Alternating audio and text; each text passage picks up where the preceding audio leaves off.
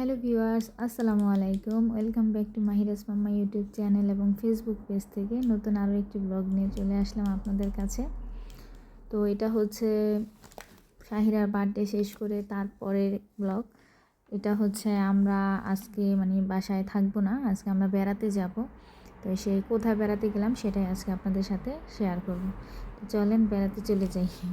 তো এর আগে বলে রাখি, মাহিরা খুব এক্সাইটেড বেড়াতে যাবে বলে।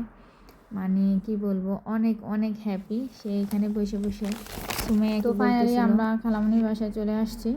মাহিরার নকঝক করার পরে এসে দেখি যে খালার বাসাটা এত বেশি সুন্দর। শুধু কিন্তু খালামণির বাসায় বেড়াইনি আমরা, আমার যে খালাতো বোন ছিল ওর বাসায় বেরিয়েছিলাম। অনেক ভালো লেগেছিল, ওর কাছে এক রাত্র ছিলাম। ওই বাসায় 12টার দিকে আমরা আসি খালামণির বাসায়। এসে দেখি যে খুব সুন্দর করে সাজিয়েছে বাসাটা। আর যেটা সত্যি কথা, বাসাটা দেখে খালুকে অনেক মিস করেছি। ওনার কথাই বারবার মনে পড়তেছিল, খুব খারাপ লাগছিল ওনার জন্য।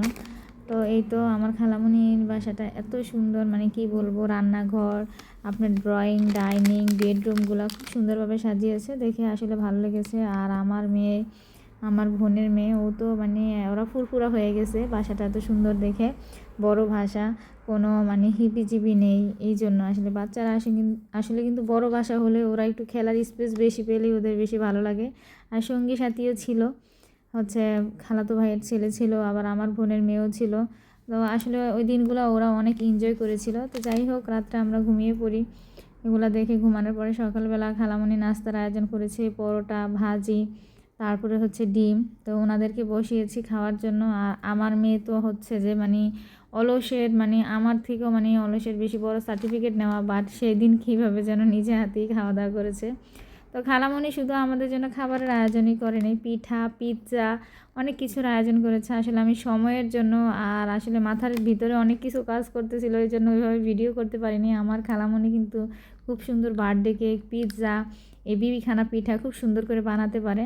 তো এই যে পিঠাটা বানিয়েছে, এই সারা রাত্র ধরে আমাদের জন্য গ্যাস থাকে না বাসায়, কিন্তু তারপরও কষ্ট করে আমাদের জন্য রাত্র জেগে রান্নাবান্নার আয়োজন করেছে, আবার পিঠার আয়োজন করেছে। আর এখন এখানে আসার পরে তো খুব বেশি মিস করি খালামণিরে। এগুলা দেখার পরে যত পুরাতন ভিডিও দেখি তত সবাইকে মিস করি, শুধু খালামণির জন্য না, খালাতো বোন বলেন, মামাদের কথা বলেন, দেশের সবাই, শ্বশুর শাশুড়ি সবাইকে এখন এখানে এসে মিস করতেছি। আসলে আত্মীয় স্বজন দূরে থাকলে দূরত্বটা হচ্ছে যে এখন বুঝতে পারতেছি, বা ঢাকা থাকাকালীন এতটা বেশি খারাপ লাগেনি।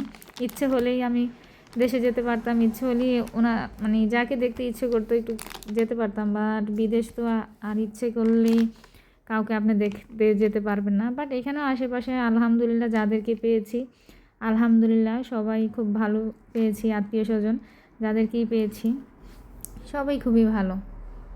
তো এইভাবেই আমাদের এই দিনটা পার হলো। তো সবাই ভালো থাকবেন, সুস্থ থাকবেন। আমার ভিডিও দেখে ভালো লাগলে অবশ্যই লাইক, কমেন্ট, শেয়ার করবেন, সাবস্ক্রাইব করবেন। আমার জন্য দোয়া, তো আমার লক্ষ্মী বলে দিয়েছে লক্ষ্মীর জন্য দোয়া করবেন। সবাই ভালো থাকবেন, আল্লাহ হাফেজ। আর এটা ছিল বিকেলে, আমি খালাতো বোনকে নিয়ে একটু মার্কেটে গিয়েছিলাম। তো এই তো।